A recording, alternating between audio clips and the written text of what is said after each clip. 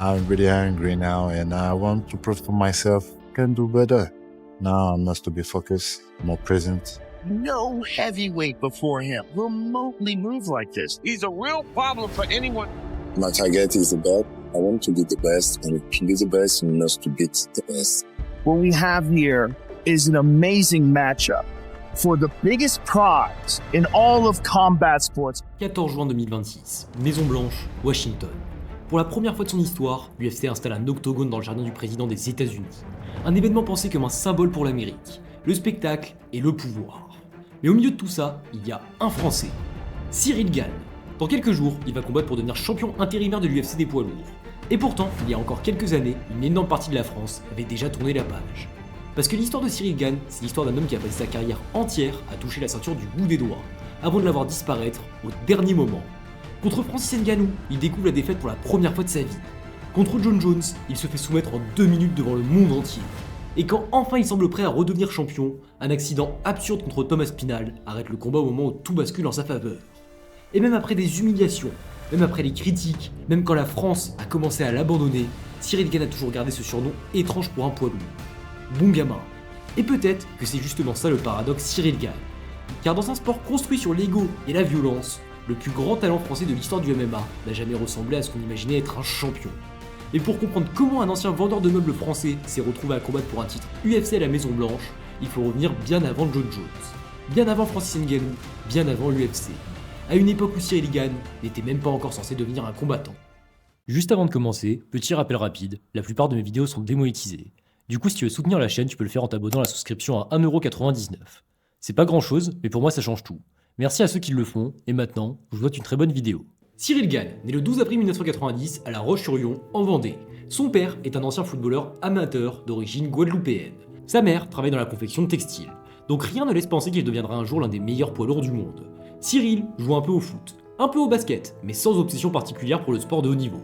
Après ses études, il obtient un BTS en vente. Il enchaîne les petits boulots, vendeur de meubles et boire aussi pendant un temps. Pendant longtemps, sa vie ressemble beaucoup plus à celle d'un Français lambda qu'à celle d'un futur combattant professionnel. Puis en 2014, tout change presque par hasard, lorsqu'un ami lui propose d'essayer le Muay Thai à Paris. Et très vite, quelque chose saute aux yeux. Cyril Gane flotte. Sa vitesse ressemble presque à celle d'un middleweight. Il apprend extrêmement vite. Et surtout, on a l'impression qu'il a oublié qu'il pesait plus de 110 kg. En seulement quelques années, il devient double champion de France de Muay Thai chez les poids lourds, 13 combats, 13 victoires. Mais le vrai tournant arrive en 2017. Cette année-là, Cyril Gane rencontre Fernand Lopez. A l'époque, Lopez est déjà connu dans le MMA français. C'est lui qui a construit un autre monstre des poids lourds, Francis Ngannou. Quand il voit Gane pour la première fois, il comprend immédiatement qu'il tient un phénomène. Alors, il le fait passer au MMA presque immédiatement. Et très vite, Cyril devient le partenaire d'entraînement principal de Francis Ngannou au MMA Factory. Mais à ce moment-là, Francis Ngannou est déjà en train de devenir une superstar. L'histoire de Francis fascine tout le monde. L'ancien enfant des rues camerounais qui détruit tout sur son passage à l'UFC. Le problème, c'est que plus Francis devient célèbre, plus sa relation avec Fernand Lopez se dégrade. Selon Lopez, Ngannou commence à changer, pour des questions d'argent, d'ego et de reconnaissance. Lopez dira plus tard publiquement que Francis refusait parfois de payer sa cotisation au gymnase parce qu'il estimait apporter la lumière à la salle. Ngannou, lui, gardera toujours une version beaucoup plus floue publiquement. Mais une chose est sûre, la rupture finit par devenir totale. Francis quitte le MMA Factory, direction Las Vegas, Extreme Couture. Et dans le processus, toute la relation explose. Le plus étrange dans l'histoire, c'est que Cyril Gane se retrouve exactement au milieu de cette fracture. Et pendant que le conflit grandit dans l'ombre, la carrière de Gane, elle, accélère à une vitesse irréelle. En 2018, il réalise son premier combat professionnel en MMA, puis un deuxième, puis un troisième. 3 victoires, 2 KO, une soumission. Alors, ayant accumulé un palmarès de seulement 3-0 en MMA, l'UFC l'appelle en août 2019. Et là encore, tout va beaucoup trop vite. Rafael Pessoa, soumission au premier round. Don Talmaïs, soumission au premier round. Tanner Boser, domination technique. Et petit à petit, la France réalise qu'il regarde peut-être le premier vrai champion UFC français de l'histoire. Parce qu'à cette époque, Gane paraît trop rapide pour les lourds. Trop intelligent techniquement, trop propre. Puis arrive Alexander Volkov. 5 rounds, une masterclass, et à ce moment-là, l'UFC n'a plus le choix. Le combat pour le titre arrive en août 2021. À Austin, Texas, Cyril Gane contre Derrick Lewis pour la ceinture intérimaire des poids lourds UFC. Et ce soir-là, la France entière a l'impression d'assister à la naissance d'une superstar. Cyril Gane le dissèque, jab, feinte, low kick, déplacement, Lewis essaye mais touche toujours du vide. Et plus le combat avance, plus l'écart technique devient violent. Puis au 3e round, tout s'accélère. Gane touche, encore, Puis encore, Lewis recule et l'arbitre finit par intervenir. TKO, Cyril Gane devient champion intérimaire des poids lourds UFC. Le premier Français de l'histoire à gagner une ceinture UFC. Et en France, l'explosion est immédiate. Les médias généralistes commencent enfin à parler du MMA autrement. Pour la première fois, on a l'impression qu'un Français peut devenir le vrai roi de la catégorie la plus mythique des sports de combat. Et c'est probablement là que le surnom bon gamin devient plus important que jamais. Parce qu'à ce moment précis, la France projette un héros parfait sur Cyril Gane. Le problème, c'est que les héros parfaits survivent rarement très longtemps chez les poids lourds. Et pendant que la France célèbre son nouveau champion, quelqu'un l'attend déjà de l'autre côté de la cage. Le 22 janvier 2022, l'UFC organise enfin le combat que toute la France attend. Francis Ngannou contre Cyril Gane. Mais le combat dépasse largement le sport, car ce sont deux hommes issus de la même salle, deux anciens partenaires devenus rivaux. Et plus les semaines du combat avancent, plus l'ambiance devient étrange. Pendant la conférence de presse, un journaliste relance une vieille histoire de sparring entre les deux hommes. Francis did say this week that he knocked you out in sparring, and then you went and said that didn't happen. So who's telling the truth? Can you repeat this, Francis? You went to the floor, Cyril, and then you left the training. So can you explain exactly what's happening? Oh, you don't remember? Tell to the people. Well, left high kick. Left high kick, and you say you knocked me down. You went on the floor or not? I was on the floor. Oh, you don't remember. Oh, you're a liar. Puis la conférence prend une tournure encore plus étrange quand les deux hommes commencent à débattre publiquement sur une question presque absurde. Rectification is not a former teammate. So, just sorry, my man. I was not your former teammate. How long we trained together, Cyril? No, okay, all right. We don't talk about the longer, but we spar together because we're from exactly the same team. How long we trained together? I was based in the US already. No, we was not a friend. That's true. But we was a former teammate. How long we trained together? Mais derrière cette discussion, on comprend quelque chose d'important. Le combat ne porte pas seulement sur une ceinture, il porte sur l'histoire du MMA Factory, sur qui représente réellement cet héritage, sur qui a quitté qui. Le soir du combat, tout le monde voit Gane gagner. Les bookmakers le mettent favori. Le monde du MMA pense que sa technique debout va poser trop de problèmes à Francis. Et pendant les premières minutes, cette prédiction semble exacte. Cyril est magnifique. Il bouge parfaitement. Jab, kick au corps, low kick. Ngannou paraît lourd, presque lent. Le premier et le second round sont clairement pour Gane. Le problème avec Francis Ngannou, c'est qu'il n'a jamais vraiment combattu comme les autres. Parce qu'au moment où presque tout le monde pense qu'il est en train de perdre, il change complètement de stratégie. Troisième round. À ce moment-là, le striking élégant de Gane disparaît progressivement. Le quatrième round devient presque étouffant. Ngannou le contrôle au sol, et plus les minutes passent, plus on a l'impression que Cyril Gane est en train de découvrir ses limites pour la première fois de sa vie. Le plus flou dans l'histoire, c'est que personne ne connaît encore la vérité. Parce qu'après le combat, le monde apprend que Francis Ngannou est entré dans cette cage avec les ligaments du genou déchirés. Et soudain, la défaite devient encore plus lourde. Parce que maintenant, le débat change complètement. Si Ngannou l'a battu blessé, qu'est-ce qui se serait passé à 100%? Quand la décision tombe, Francis Ngannou gagne à l'unanimité. Première défaite de la carrière de Cyril Gane. Et sa réaction résume parfaitement qui il est. Il regarde la caméra et dit simplement « Désolé ». Plus tard, il expliquera qu'il avait l'impression de ne pas avoir offert aux gens ce qu'il attendait de lui. Et c'est probablement ça qui rend cette défaite si particulière. Parce que même après avoir perdu les plus gros combats de sa vie, Cyril Gane pense encore d'abord à la déception des autres. Cette nuit-là, pourtant, la France reste derrière lui. Après tout, il vient de tenir 5 rounds contre le champion du monde. Et quelques mois plus tard, Paris va lui offrir une deuxième chance. Car le 3 septembre 2022, l'UFC arrive enfin en France. Pendant des années, l'organisation était interdite dans le pays. Le MMA était vu comme un sport barbare. Alors, c'était impossible d'imaginer un événement UFC à Paris. Et maintenant, l'Accor Arena est sold out. 20 000 personnes, une ambiance presque irréelle, le public français attend son héros. Et face à lui ce soir-là, il y a Tai Tuivasa, l'opposé total de Cyril. Le chaos, la bagarre, la violence. Et surtout, un poids lourd qui peut éteindre à tout moment. Mais dès les premières minutes, Gane semble à nouveau intouchable. Il gère parfaitement la distance, jab, déplacement, feinte. Tuivasa essaie d'avancer, mais mange coup après coup. Puis au second round, pendant quelques secondes, le danger apparaît enfin. Tuivasa touche fort. Cyril Gane tombe, le public parisien retient son souffle. Parce que pour la première fois depuis longtemps, Gane semble réellement en difficulté debout. Mais la réponse qui suit est probablement une des plus belles séquences de toute sa carrière. Cyril reprend immédiatement le contrôle. Le jab repart, les déplacements, puis les frappes commencent à s'accumuler. Tuivasa recule, encore, puis tombe. TKO. L'Accor Arena explose. Et pendant quelques minutes, la France recommence à rêver. Les médias repartent immédiatement dans le sens inverse. Le futur champion, le meilleur poids lourd technique du monde, le français qui va récupérer la ceinture. Parce qu'au même moment, Francis Ngannou est en train de quitter définitivement l'UFC. Et dans le chaos laissé par son départ, un homme que beaucoup considèrent déjà comme le plus grand combattant de l'histoire réapparaît. Jon Jones. 3 ans sans combattre, un monstre chez les poids lourds, et malgré ça, tous les bookmakers donnent encore Cyril Gane favori. Pour la première fois de sa carrière, Gane semble totalement validé par le monde du MMA. Pour beaucoup, il est sur le point de devenir le nouveau roi des poids lourds. Mais pendant la conférence de presse, Jon Jones voit déjà quelque chose que beaucoup de gens ignorent, encore complètement chez Cyril Gane. John, why do you think Cyril is the most incomplete fighter in the top 5 at heavyweight? You know, I respect Cyril Gane, I really do. And I say this humbly, but, you know, I study film constantly, and I just see a lot of patterns, you know, when he's in one stance, there's things he really loves to do. He goes to the same well a lot. When he's in the opposite stand, he has his tendencies. And outside of that, you know, I realize that he doesn't really have much wrestling. He relies on evasion, trying to get away. He relies on jiu-jitsu instead of solid takedown defense. Plus la conférence avance, plus une sensation étrange apparaît. Comme si Jon Jones avait déjà compris exactement comment battre Cyril. I would say that his footwork is rare for a heavyweight. It's not something that he sustains usually for an entire fight. Round 1, round 2, maybe even round 3, depending on how things are going, he moves around a lot more than the average heavyweight.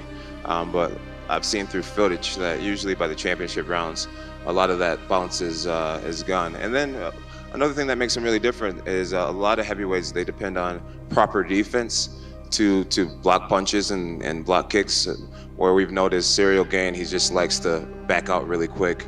Outside of that, I feel like everything about his skill set are things that I've seen before. Et le 4 mars 2023, Cyril Gane entre dans la plus grosse soirée de sa carrière. UFC 285, Las Vegas, 19 000 personnes dans la T-Mobile Arena, et surtout, le retour du GOAT. Le combat démarre, quelques secondes debout, puis Jones s'avance immédiatement, clinch, takedown, et instantanément, quelque chose paraît très mauvais. Parce que tout ce que Jones avait annoncé pendant la conférence de presse est en train d'arriver. Et là, tout s'arrête. 2 minutes 04, Cyril Gane tape. C'est une destruction. La même faille qu'avec Francis Ngannou, mais encore plus rapide, encore plus violent. Et le pire dans l'histoire, c'est que Cyril Gane était favori. Le monde entier regardait, et en 2 minutes, toute l'image construite autour de lui explose. Après le combat, Gane ne cherche aucune excuse. Au contraire, quand il arrive en conférence de presse, il paraît surtout énormément en colère contre lui-même. Really angry about myself. Really angry. Because, yes, we accepted this fight. It was not a short notice, but the time was not too long. But man, we work a lot. And we spend a lot of time. My team, my sparring partner. So I'm really angry about myself because I spend a lot of time with my partner, my coaches, my families, and I don't have a good reflex during the fight. You see? So I'm really angry. Et ce passage est important, parce que contrairement à énormément de combattants après une humiliation pareille, Gane ne parle pas de malchance. Il dit simplement « j'ai pas eu les bons réflexes ». Puis arrive probablement la phrase la plus importante de toute la conférence. This is a real loss. This is the first real loss I have. You see, talk about the loss against Francis. It was not a big loss for me. I learned, but it was not too big. But this one, so painful. This one is a real loss. So now, this is the past, and I must to go forward to see the future, and I'm going to go straight back to the gym. Pour la première fois de toute sa carrière, on sent que Cyril Gane ne vient pas juste de perdre un combat, il vient de perdre une partie de l'image qu'il avait de lui-même.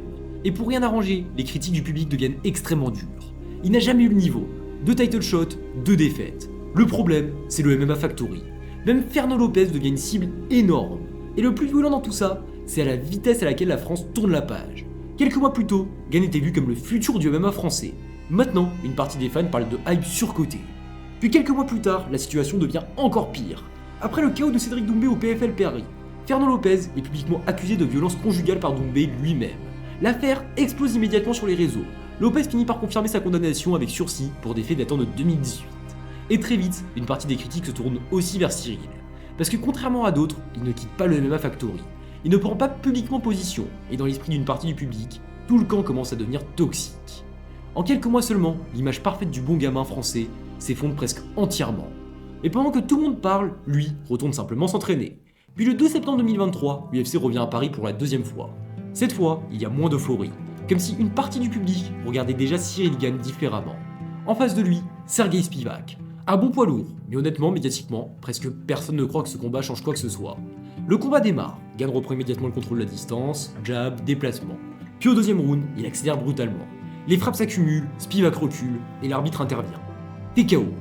Mais le plus étrange, c'est le silence autour de ce combat. Comme si le public avait déjà décidé que tout ça ne comptait plus vraiment. Quelques mois plus tôt, cette victoire aurait relancé toute la hype autour de lui. Mais maintenant, l'ambiance est différente. Cyril Gane gagne, et les gens passent directement à autre chose. Puis arrive Alexander Volkov, en décembre 2024. Et cette fois, le combat va résumer parfaitement toute la deuxième partie de sa carrière. Sportivement, il est toujours le numéro 1 mondial, mais émotionnellement, plus personne ne croit vraiment à lui comme futur champion. On attend juste qu'il gagne, rien de plus. Puis dès les premières secondes, quelque chose tourne mal. Sur un simple type, Gane se fracture plusieurs orteils du pied gauche. Et le plus fou, c'est que presque personne ne le remarque pendant le combat. Parce qu'il continue, pendant 3 rounds, en boitant. Avec un jeu de jambes pourtant au cœur de tout son style. Et immédiatement, ça se voit. Le footwork est moins fluide. Volkov pousse l'avantage, le combat devient beaucoup plus serré que prévu. À la fin des 3 rounds, la décision tombe. Victoire par décision partagée pour Cyril Gane. Mais même après avoir gagné blessé, les critiques continuent. Le clan Volkov conteste la décision. Les réseaux parlent d'un vol. Et le plus étrange dans toute cette période, c'est le décalage énorme entre ce que Gane accomplit réellement et la manière dont le public le perçoit. Mais sportivement, l'UFC n'a plus vraiment le choix. Jon Jones a pris sa retraite, la division avance enfin, et pour Cyril Gane, l'histoire paraît presque écrite naturellement. Numéro 1 mondial, encore là malgré toutes les critiques, et le title shot revient une 3e fois. Mais cette fois, l'ambiance est différente. Parce que en face de lui, il y a Thomas Spinal, le nouveau monstre des poids lourds, rapide, explosif, considéré comme un excellent lutteur et un excellent boxeur. Pour beaucoup, le heavyweight le plus complet du monde. Et honnêtement, une énorme partie des fans pense que le combat va très mal se passer pour Gane. Parce que stylistiquement, Aspinall ressemble presque à la version moderne parfaite du poids lourd UFC. Puis le combat démarre, et immédiatement, quelque chose paraît différent. Gane bouge bien, très bien même. Le jab touche tout de suite. Aspinall commence à saigner du nez. La foule réagit immédiatement, parce que pour la première fois depuis très longtemps, Cyril Gane ressemble à nouveau à ce combattant fluide et impossible à lire au début de sa carrière. Plus les secondes passent, plus une sensation étrange commence à apparaître. Et si cette fois, il était réellement prêt. Puis à 4 minutes 35 du premier round, Gane tend sa main avant pour gérer la distance pendant son kick. Les doigts touchent les yeux d'Aspinall, l'arbitre intervient immédiatement. Aspinall explique qu'il ne voit plus correctement. Les médecins regardent, le temps passe, puis la décision tombe.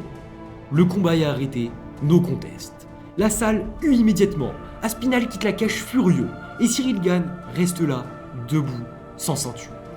Honnêtement, c'est probablement le moment le plus cruel de toute sa carrière. Parce que pour la première fois depuis des années, il semblait enfin en train de faire taire tous les doutes. Et pourtant, il repart encore sans rien. Puis quelques semaines plus tard, le diagnostic tombe pour Aspinall. Double opération des yeux, plusieurs mois d'absence, la division est à nouveau bloquée. Et pendant que tout le monde débat sur une revanche, un autre nom commence soudainement à apparaître. Alex Pereira, le monstre brésilien, double champion UFC, l'homme qui a terrorisé les poids moyens, puis les mi-lourds, et surtout, la plus grande superstar active de l'organisation. À 38 ans, Pereira annonce qu'il veut monter chez les poids lourds pour une 3e ceinture. Un exploit que personne n'a jamais réalisé dans l'histoire de l'UFC. Et immédiatement, l'UFC comprend le potentiel énorme du scénario. Alex Pereira, Cyril Gane, Maison Blanche, le 14 juin 2026. Le plus gros événement symbolique de l'histoire moderne de l'organisation. Et honnêtement, le contraste entre les deux hommes est presque parfait. Pereira, c'est l'aura, le chaos, la peur, le combattant qui semble sorti d'un film. Cyril Gane, lui, arrive avec des doutes, des cicatrices et des occasions ratées. Comme un homme qui passe sa carrière entière à courir après un moment qui lui échappe toujours au dernier instant. Et peut-être qu'au fond, c'est ça le vrai paradoxe de Cyril Gane. Pendant des années, le public a attendu qu'il devienne autre chose. Plus méchant, plus arrogant, plus brutal. Comme si pour être un vrai champion poids lourd, il fallait forcément devenir un monstre. Mais lui n'a jamais changé. Toujours calme, toujours souriant, toujours notre bon gamin. Et malgré tout ça, à 36 ans, après 3 title shots, le voilà encore là, à quelques mètres d'un octogone installé devant la Maison Blanche. Alors le 14 juin 2026, quand les lumières vont s'allumer devant la Maison Blanche, Cyril Gane ne combattra pas seulement pour une ceinture UFC. Il combattra pour la possibilité de transformer enfin une carrière pleine de presque en véritable histoire.